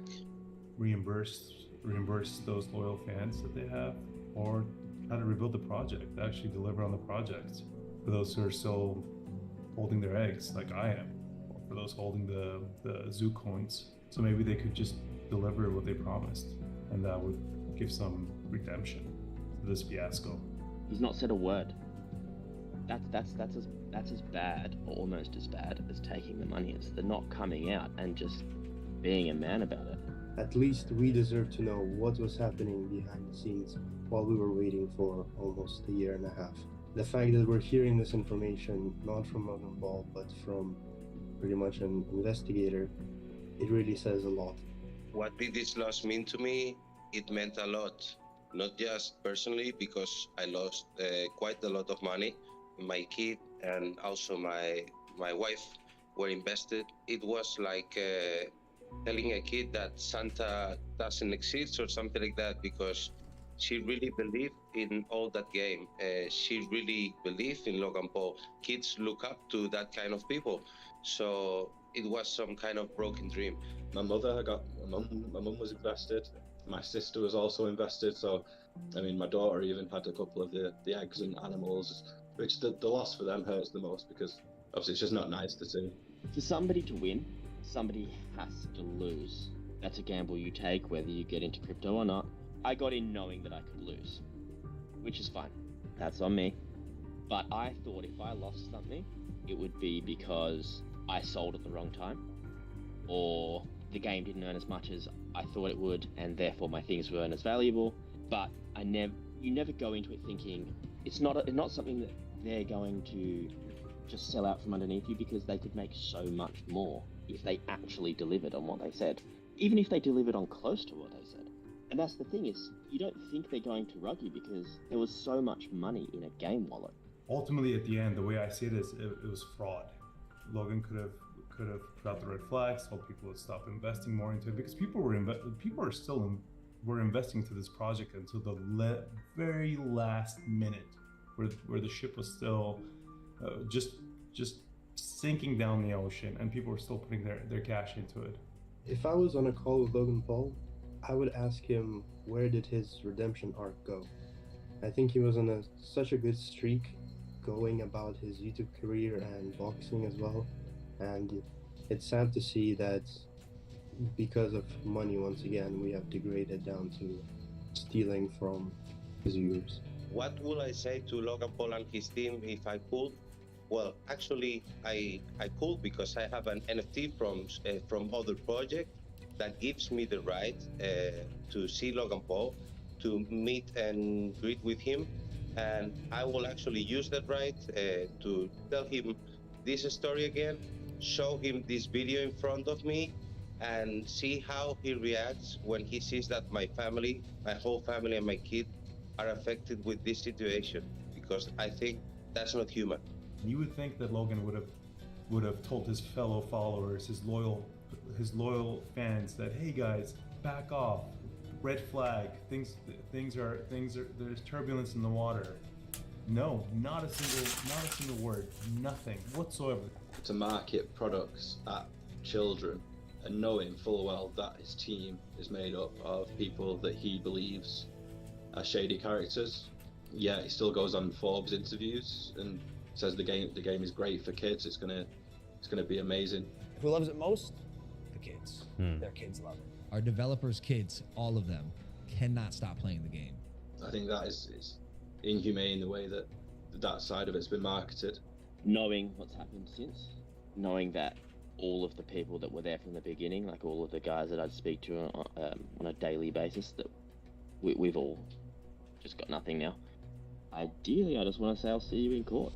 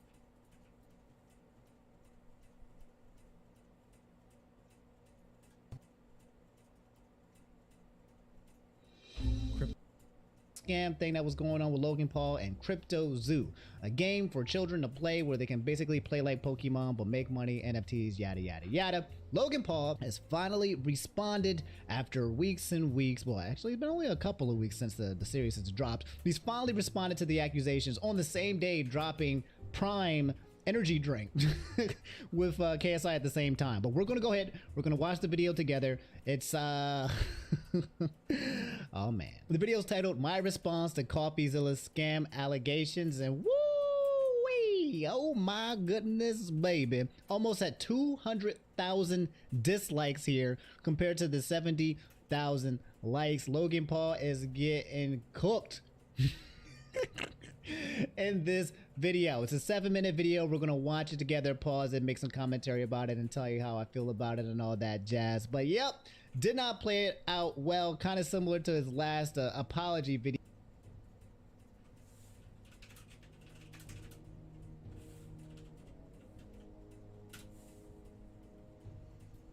CoffeeZilla. I watched her 3-part series called Investigating Logan Paul's Biggest Scam, and like many on this platform, you have successfully used my name for views and money. While your work used to be impartial, your addiction to clicks has clouded your judgment, and you've made very real errors with very real repercussions. Coffee, you took a shot at my reputation, so in this video today, I'm going to be defending myself with facts, something that you have gotten in the habit of twisting as you continue to morph from an investigator to a gossip channel. You see, CoffeeZilla tried to work with law enforcement in the past, but his work was described as not anchored to truth and often speculative. He is a lopsided journalist with an agenda, and he's nothing more than the Keemstar of crypto and finance. But as opposed to just telling you, I'm going to show you some of the core discrepancies that I caught in CoffeeZilla's investigation. Coffee, you interviewed the developer who stole the game code, fled to Switzerland, and held it hostage for $1 million.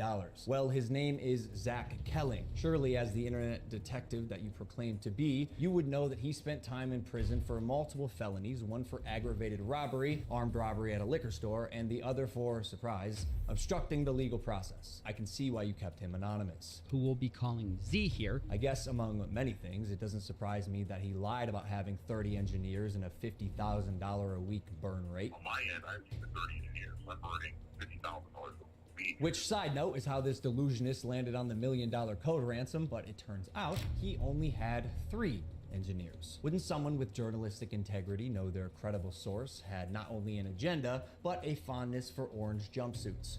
Or did you just hear what you wanted to hear and moved on? Because even if you're lying to yourself, Steven, you still have to believe it. And I know what you're thinking. What type of idiot would work with an unsavory individual like Zach Kelling? I guess that's what I get for trusting the team that I relied on to vet and manage Eddie's hiring process, who has turned out to be a professional con man that I have since learned fooled billionaires, the Mormon Church, the owner of the New York Yankees, and now me. And surely you knew Emilio, the gentleman who supposedly let his child invest in a cryptocurrency, was allegedly responsible for 2 rug pulls before you interviewed him. So either you missed that or you knew it and failed to let the public know. Why? Because it was a clear sign that he was also untrustworthy. You seemed pretty excited when the guy told you that he couldn't hatch the eggs. Wait, you can't even hatch? No, I'm telling you, it's just a picture. You're kidding! You can't hatch? You're kidding. You can't hatch? You can't hatch? Yeah, 1 second of research would prove that to be false, as you can definitely hatch eggs and even breed your animals. Click on that. Oh, we got a duck. And as you pointed out in your fine print, cross-hatching was available on ETH at one point, but you perpetuated the opposite as truth with your chest out. Basically, nothing worked. And by the way, guy, almost all NFTs are just pictures. No, it's just a picture. And surely a real internet detective would not break criminal and civil laws in trying to get information, right? So why have you allowed the illegal recording of Jeff's phone call without his permission? And then more like an internet criminal, post it online. And it was interesting. It was like, this is wild. Now, although you didn't verify any backgrounds, substantiate any evidence, took multiple criminals' words as truth, and broke laws, you still published the defamation. However, unlike you, the blockchain doesn't lie. So let's highlight some things that you did point out. Crypto King Jake stole $6 million. True or not, we had already removed him from the team when we realized he was a bad actor and his motives were purely financial. Conman Eddie, lead developer, stole $1.7 million. True or not, when we learned he was a bad actor as well, he was immediately removed from the team. While myself and Jeff sold nothing and made nothing as verified through investigation and the blockchain. Jeff, Logan's manager, to my knowledge, never sold. Neither did Logan Paul. I repeat, Jeff and I made no money and will never make any money on CryptoZoo. In fact, we only lost money trying to pick up the pieces. As has been the case with dozens of crypto and NFT projects, the space is unfortunately ripe for bad actors to infiltrate projects that start with even the best intentions. Jake the Snake is no longer affiliated with CryptoZoo, and we hope the money he reappropriated was worth ruining his reputation. Conman Eddie is being investigated by a higher authority that I cannot speak on. As you can imagine, I was not cleared from legal to discuss much of this, including the legal process being undertaken and the criminal investigations going on during the fallout, but I do appreciate you calling out that rats under my nose stole the game code, millions of dollars, and left Jeff and I abandoned with no team and knives in our back. But even after 12 months of work, you've still managed to overlook one crucial piece of information. See, even though I've said it's coming so many times, you've assumed that CryptoZoo isn't being made. Who are you to decide when the development timeline ends? I got everything stolen from me in our community, stopped promoting publicly as soon as I knew the extent of the internal issues, took all of the heat on social, and you still published a defamatory hit piece fully knowing I was innocent just so you could enrich yourself in your $10 million studio. Sharp, but deeply unethical, dangerously misleading, and illegal. I suggest you use the money you got from pumping your Patreon to hire a good lawyer. You're gonna need it. And maybe we could have talked about this if you had reached out to me, personally.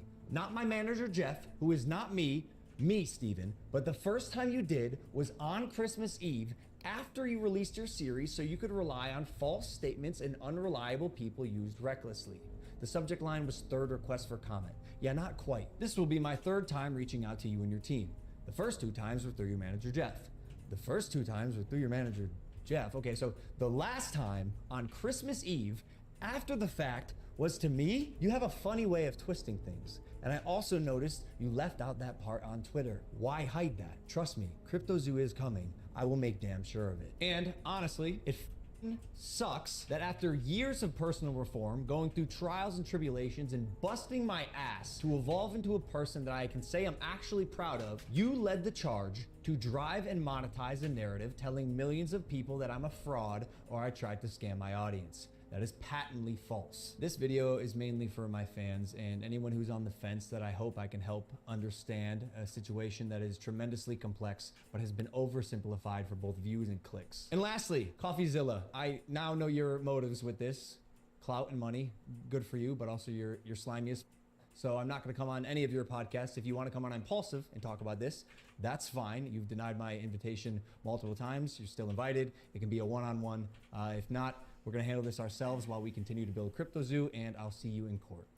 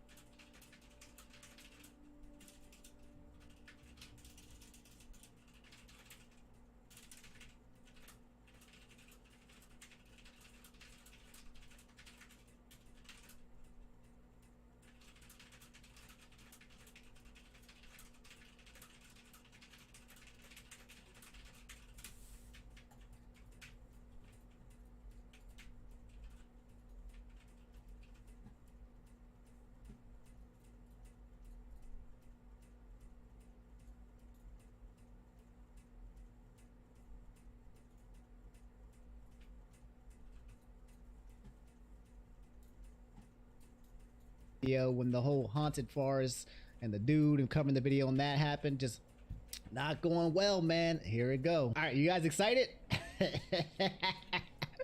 I'm excited. If you've already watched this too, don't worry, because it's watching it with me way different than watching it by yourself. Okay. All right. Let's let me get my tea. Coffeezilla. I watched your 3-part series called Investigating Logan Paul's Biggest Scam, and like many on this platform, you have successfully used my name for views and money. While your work used to be impartial, your addiction to clicks has clouded your judgment, and you've made very real errors with very real repercussions. Ooh. Coffee, you took a shot at my reputation. So in this video today, I'm going to be defending myself with facts, something that you have gotten in the habit of twisting as you continue to morph from an investigator to a gossip channel. Dang. Okay. Logan Paul is clearly, look at his face. Clearly, you look into his eyes and you can see the pain, the hurt, the L, the sodium.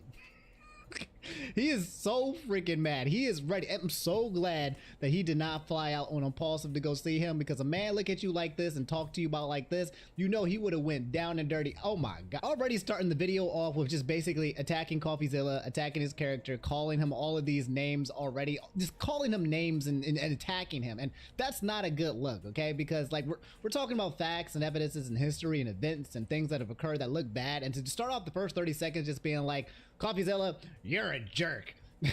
That does nothing for your argument. It actually does absolutely nothing. Now, to say that if he's erroneous, sure, bring up the errors, okay? But so far, he just looks like he's a salty, whiny bitch. See, Coffeezilla tried to work with law enforcement in the past, but his work was described as not anchored to truth and often speculative. Okay. He is a lopsided journalist with an agenda, and he's nothing more than the Keemstar of crypto and finance. Imagine you're a Keemstar, right? You're like, oh, let me just watch this Logan Paul video, and suddenly you get compared to Coffeezilla being called the Keemstar of cryptocurrency. Like, god damn, bro. He's like, what did I do? That 50 Cent meme. I don't think it's fair to compare him to Keemstar, okay? Because when it comes to Coffeezilla and all the work and the information and investigation that he does, that's not, Keemstar doesn't do 1/10 of that, okay? Keemstar is a drama T channel that just, you know, that's it. And to compare that to Coffeezilla with his high production and a lot of his investigative skills, nah, that's not it, dog. So far, 41 seconds in, Logan Paul capping after capping. But as opposed to just telling you, I'm going to show you some of the core discrepancies that I caught in Coffeezilla's investigation. Okay. Coffee, you interviewed the developer who stole the game code, fled to Switzerland, and held it hostage for $1 million. Yes. Well, his name is Zach Kelling. Surely, as the internet detective that you proclaim to be, you would know that he spent time in prison for multiple felonies, one for aggravated robbery, armed robbery at a liquor store, and the other for, surprise, obstructing the legal process. I can see why you kept him anonymous. Who will be calling Z here. I guess among many things, it doesn't surprise me that he lied about having 30 engineers and a $50,000 a week burn rate. On my end, I have 30 engineers. I'm burning $50,000 a week. Which, side note, is how this delusionist landed on the $1 million code ransom, but it turns out he only had 3 engineers. Wouldn't someone with journalistic integrity know their credible source had not only an agenda, but a fondness for orange jumpsuits? Okay, so discrepancy number 1 is that Coffeezilla did not bring out to light the fact that this guy named Z, one of the people that he uses as a witness for his case, was an actual criminal. And everything that he said about the whole situation was a lie and a cap. I would say so far,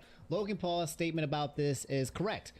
Using his man as a source, as a person to attack Logan Paul, and then finding out that he's just been lying and capping about the whole situation to push this agenda, that is not a good looks, okay? Because you don't have a credible source here. In fact, your source has an agenda to make Logan Paul look worse. However, on the flip side, if you want to get mad at Coffeezilla for being lied about it, when this criminal that apparently lied to him, why don't you get mad about your team? Who hired this man, okay? You want to talk about investigative journalism, but you over here running a project that actually has the man on your squad. You got the jail man on your team running with 3 people, okay? And he has a criminal record. Imagine you running a scheme with a guy with a criminal record. Kind of sus, if I may say myself, but let's continue. Or did you just hear what you wanted to hear and moved on? Because even if you're lying to yourself, Steven, you still have to believe it. And I know what you're thinking. What type of idiot would work with an unsavory individual like Zach Kelling? I guess that's what I get for trusting the team that I relied on to vet and manage Eddie's hiring process, who has turned out to be a professional con man that I have since learned fooled billionaires, the Mormon Church, the owner of the New York Yankees, and now me. And so, Eddie. Our boy Eddie, if you guys don't know Eddie, Eddie is the most professional con man out there who's tricked everyone about what he does, and also on top of this being Logan Paul. So Logan Paul is saying, guess what? I got because someone else that I couldn't trust, my investigation team, wasn't good as well. So okay, so far the people around Logan Paul's circle have all been criminals, and I don't think that's a coincidence, but it's only two, right?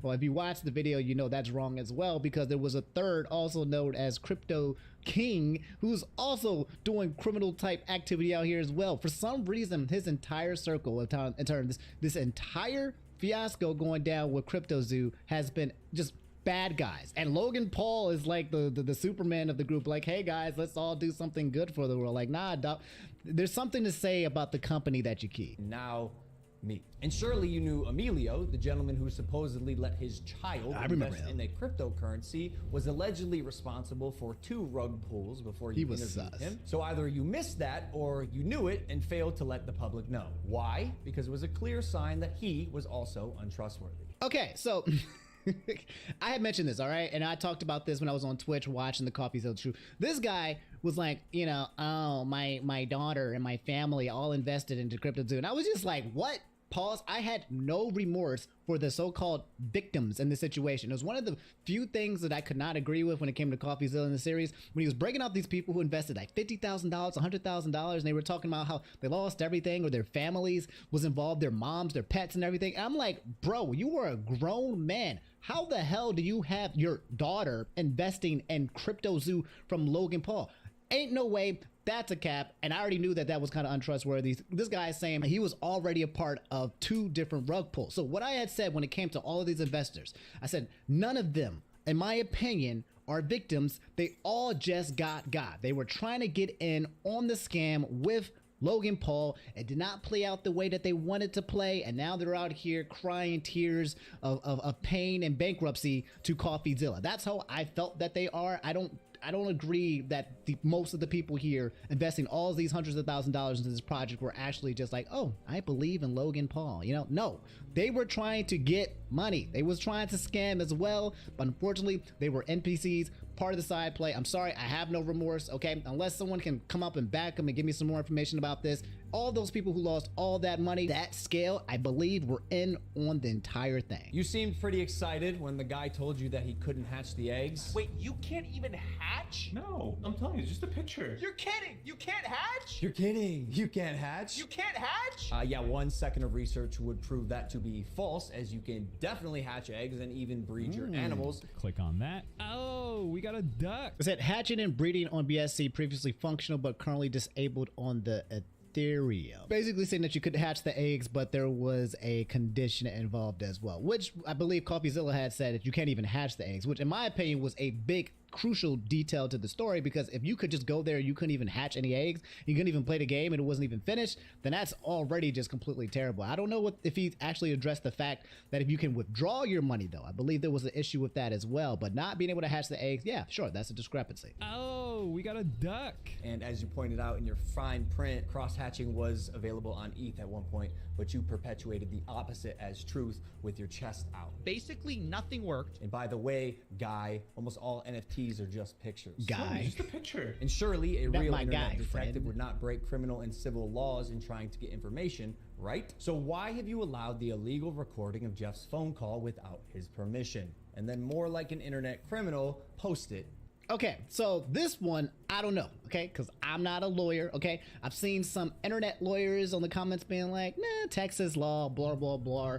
You know, he should be fine. I ain't gonna tell y'all nothing about nothing I don't even know about, okay? Invasion of privacy, Penal Code 622 defines the crime of eavesdropping as using an electronic amplifying or recording device to listen in on another person's confidential communication. The offense can be prosecuted as either a misdemeanor or a felony and carries a maximum sentence of up to 3 years in jail. And then also says at the bottom that's highlighted that says a fine not exceeding $10,000 per violation by imprisonment in county jail or in the state prison, or both that fine and imprisonment. So essentially saying that what CoffeeZilla did was illegal. I don't know.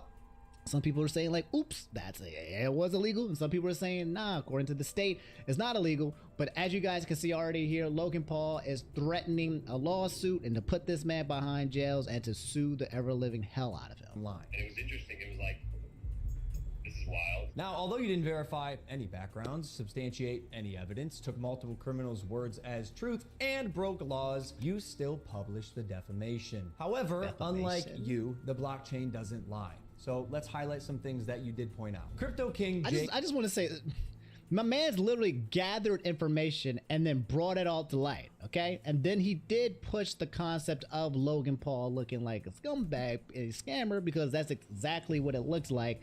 But I did feel like that he brought out people's truths, people's testimonies, okay?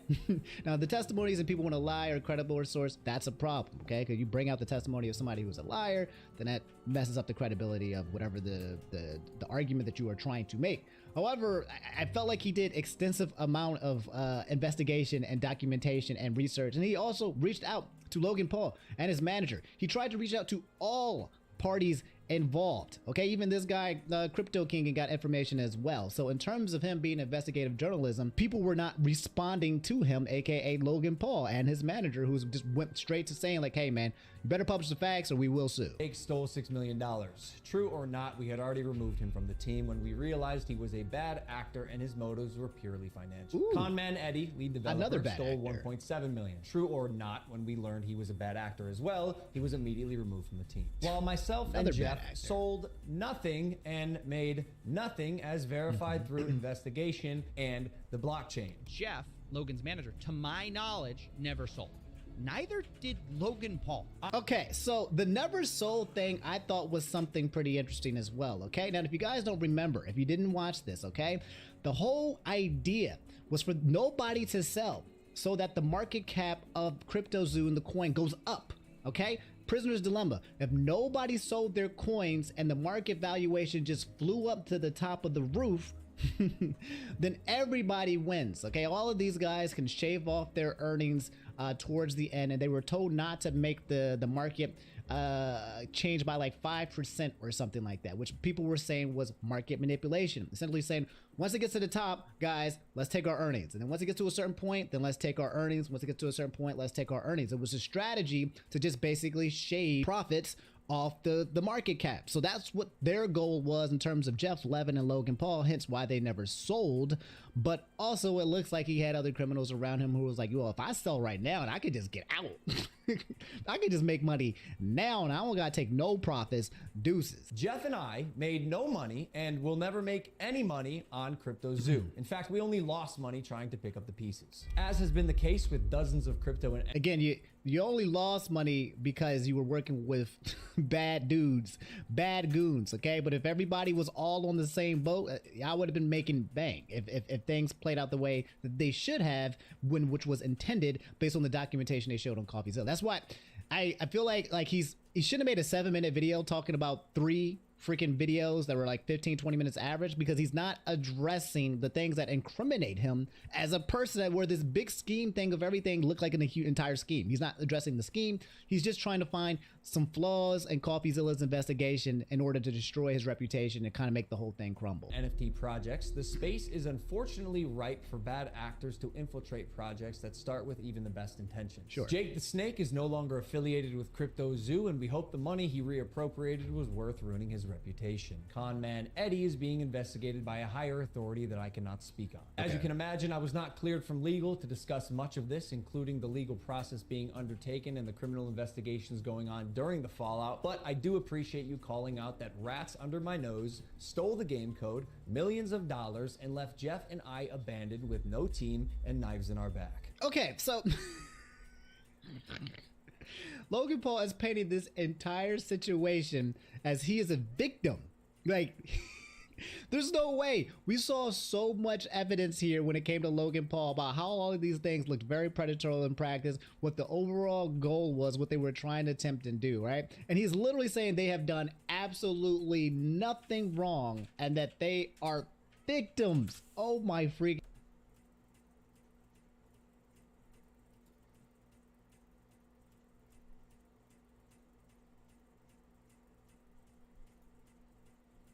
Welcome back. The Wizard of Oz is an immortal classic of a film, from its memorable songs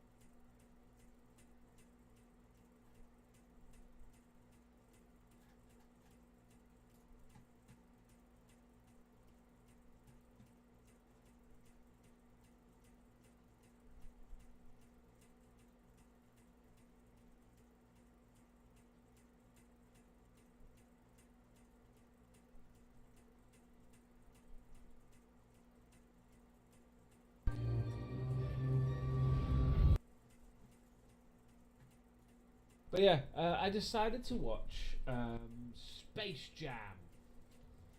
That was a very big film of my childhood. I watched the shit out of that film, and I watched it the other day and realised I was a fucking idiot. Because it's not a very good film. It's just not. It has some funny moments. However, the biggest problem I had with it is that it was clearly not Mel Blanc doing the voices. Billy West was doing the voice for Bugs Bunny, and all I could hear was Fry from Futurama. I just couldn't get into it. It was so bad. And of course, now, in all fairness, Michael Jordan wasn't the worst possible actor they could have got. He did okay, considering he was like, considering he was filming in a complete green screen against green screened actors in like morph suits and shit. You know, you gotta give him some props there. He did pretty well. He was pretty convincing. The other basketball players, not so much. But, you know, I'm not gonna hold that against them because they were playing themselves and, you know, they weren't really actors anyway, you know. But yeah, there's just a lot of really bad line reads. Yeah, they're not professional actors, so I'm not going to hold it against them. But it's just kind of weird. But I mean, in fairness, the one thing I actually thought was actually kind of impressive, and it actually showed how good a basketball player he was. Charles Barkley is one of the basketball players in it. And there's a scene where he has to pretend to play badly. Now, I'm of the opinion that you have to be really